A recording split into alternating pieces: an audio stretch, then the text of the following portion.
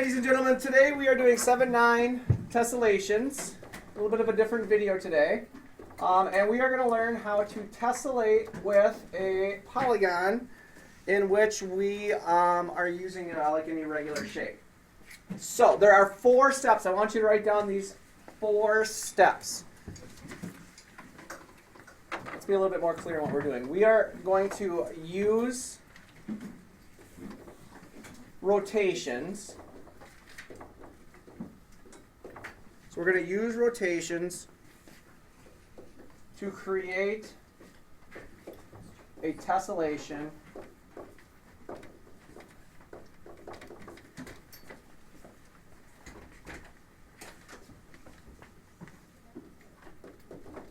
with a transformed quadrilateral.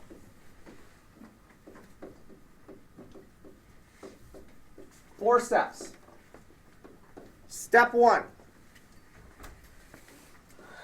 Find the midpoint, as Ben was saying,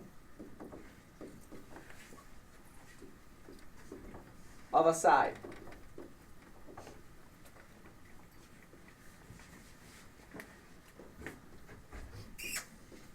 Draw a new edge for half the side.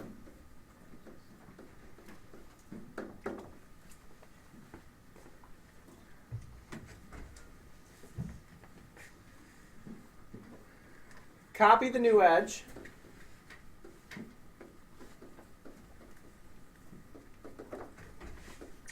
And rotate it. We're going to copy the new edge. This will all make sense once you see it in action here.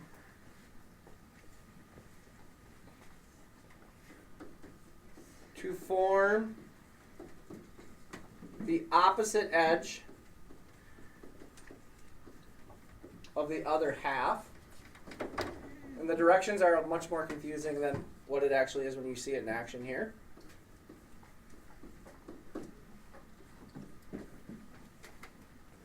And number 4 is repeat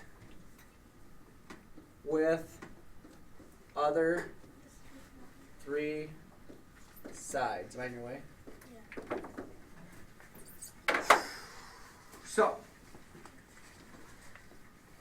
as soon as you get a chance to copy these down, I will put it to the test here and see if I can explain the whole thing without asking for any help from my students on how to use the smartboard. What, Michael? Does it have to be 3 other sides, or can we like? Well, it's a quadrilateral, so Yeah. quadrilateral. All right, so we have all those directions copied down, and we are going to form, or I'm going to grab the same quadrilateral we grabbed earlier, in which one of my students miserably failed. Ben, don't worry. Ben, sorry. Don't worry. And what I'm going to start doing is I'm going to find the midpoint. Instead of doing it on just one side, I'm actually just going to place the midpoint for all 4 of my sides because I have to do it eventually for all of them. And then I am going to just make a new edge, starting with this half right here, and I'm just going to do a semicircle edge.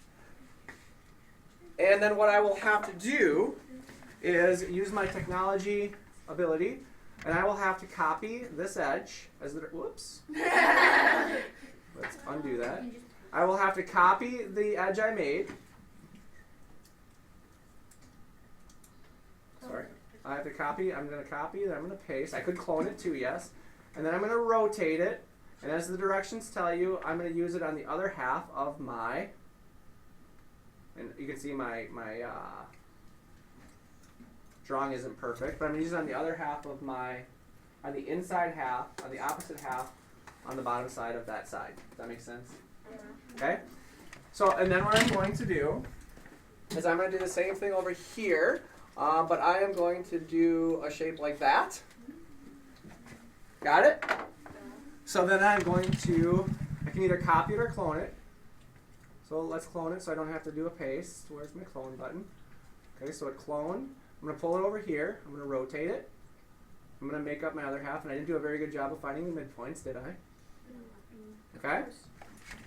Then I'm going to do, let's see here. I'll do something like that. Is that crazy? Yeah. And I hope I didn't get too crazy there. I'm going to clone it. I'm going to pull it over. I'm going to rotate it. I'm going to make my other edge for that half. Ooh, that's pretty good. Okay, and then I got one more to do. And I'm going to do just another quick, easy half circle, kind of. I'm going to copy it or clone it.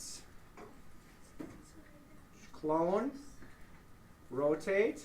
You guys can be doing this too, if you'd like. I'm going to rotate it. You can make your own. Then, excuse me, we're still live here. Then I'm going to get rid of my original box because I have a new shape now, or my original quadrilateral.